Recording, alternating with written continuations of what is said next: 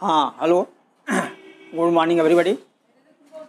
देखो आज मैं क्लास 7 के लिए एसएसटी का जो चैप्टर लेके आया हूँ वो है the new kingdoms.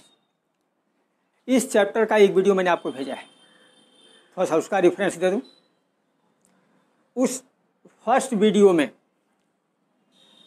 New kingdoms में इंडिया, नॉर्दर्न इंडिया के जो स्टेट हैं, जो राज्य हैं, राजपूत, तोमर, गढ़वाल, परमार, चौहान, चंदेल और उसके बाद महमूद गजनवी के अटैक्स और मोहम्मद गोरी ने जो इन्वाइट किया बार बार और महमूद गजनवी ने किया, यहाँ तक मैंने आपको फर्स्ट वीडियो में भेजा है। ये सब नॉर्दर्न इंडिया का है। उस समय उत्तरी भारत में कौन कौन से राज्य थे और क्या क्या हुआ। अब आज मैं जो लेके आया हूँ वो है न्यू किंगडम्स में डेक्कन का। देखो, नर्मदा से जो उत्तर का इलाका है आमतौर से वो नॉर्थ इंडिया कहलाता है। नर्मदा कृष्णा के बीच का इलाका ये कहलाता है डेक्कन, और उसके नीचे का जो इलाका है वो सदर्न इंडिया कहलाता है। तो हम लोग नॉर्थ का पढ़ लिए हैं, हम लोग डेक्कन का पढ़ने जा रहे हैं, नर्मदा और कृष्णा के बीच का पढ़ेंगे। सदर्न का इसके बाद वाले वीडियो में जाएगा। तो देखिए डेक्कन के बारे में, उस समय डेक्कन में कौन कौन से राजवंश थे, कौन कौन से राज्य थे। Rashtrakuta, Yadavas, Chalukyas of Kalyani, Kakatiyas of Warangal and Hoysala of Dwarasamudra. ये 5 मुख्य राज्य थे और ये राज्य बड़े संपन्न थे। देखिए मैं यहाँ से शुरू करता हूँ। राष्ट्रकूट बड़े ही लड़ाकू, बड़े ही वीर और बड़े संपन्न थे। 8वीं सदी से, 18th सेंचुरी से इनका शुरू हुआ था। इसमें कृष्णा फर्स्ट ये इनका एक महत्वपूर्ण शासक था, राजा था इनका। इनकी कैपिटल मालखेड़ थी। मालखेड़ कहाँ है? आज का महाराष्ट्र में जो सोलापुर है, मॉडर्न सोलापुर, यही मालखेड़ था। तो मालखेड़ इनकी राजधानी थी। उसके बाद राष्ट्रकूटों का युद्ध हमेशा पाल वंश के शासकों के साथ, गुर्जर प्रतिहार वंश के शासकों के साथ, ये हमेशा इनका होता रहता था। इसको ट्रिपार्टाइट स्ट्रगल भी कहा जाता। मैं थोड़ा सा रेफरेंस दिया था। राष्ट्रकूट, पाल और गुर्जर प्रतिहार, इन तीनों का आपस में संघर्ष होता रहता था, आमतौर से कन्नौज पर कब्जे के लिए। मैंने फर्स्ट वीडियो में बताया है। तो उसके बाद इनके हमेशा युद्ध होते रहते थे, पाल्स के साथ, गुर्जर प्रतिहार के साथ, और साउथ में पल्लव, पांड्य और चोल, इनके साथ भी इनके युद्ध होते रहते थे।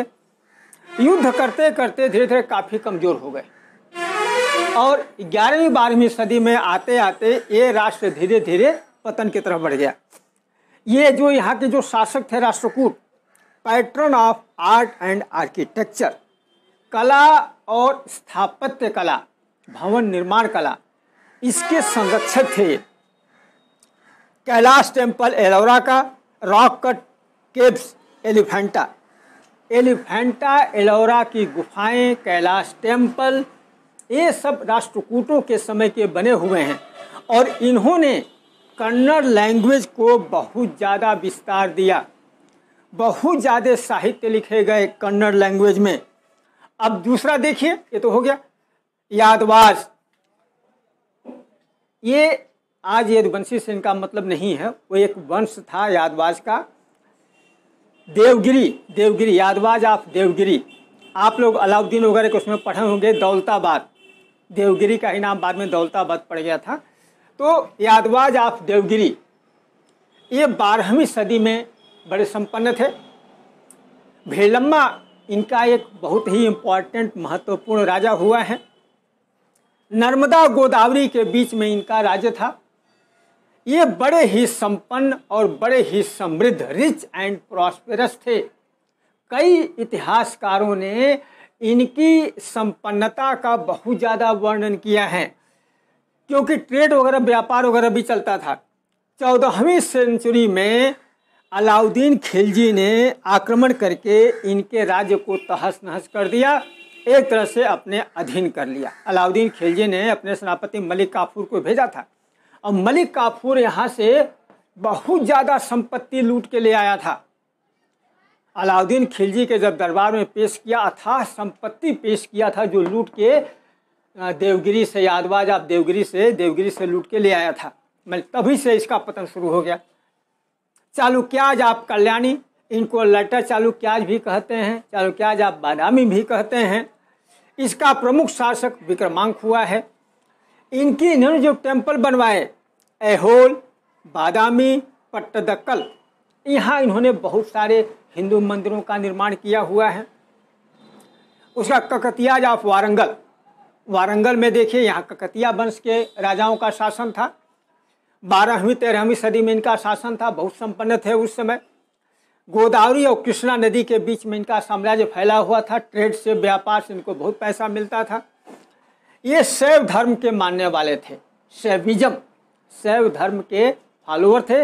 लेकिन जैनिज्म, बौद्धिज्म और वैष्णविज्म इन सबको भी बढ़ावा देते थे। इन्होंने संस्कृत और तेलुगु भाषा का बहुत ज़्यादा विस्तार किया। बाद में दिल्ली के सुल्तानों ने आक्रमण करके इनको जीत लिया और ये राज्य का फिर समापन हो गया 13वीं सदी बीतते बीतते। होयसल ऑफ द्वार समुद्र, द्वार समुद्र जो है ये ट्रेड के लिए जाना जाता था। यहाँ होयसल वंश के राजाओं का शासन था।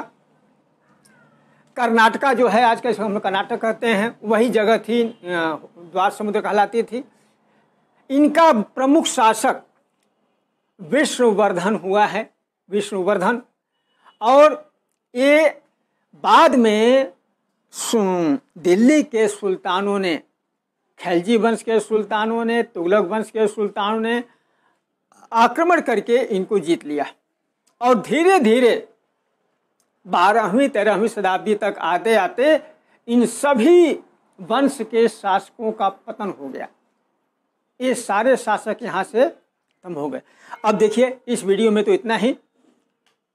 थर्ड वीडियो मैं साउथ के राज्यों का भेजूंगा, वो भी बहुत इंपॉर्टेंट है। मैंने अभी बताया आपको, north India, Deccan and south India, इन तीनों के न्यू किंगडम्स के बारे में हम लोग पढ़ रहे हैं।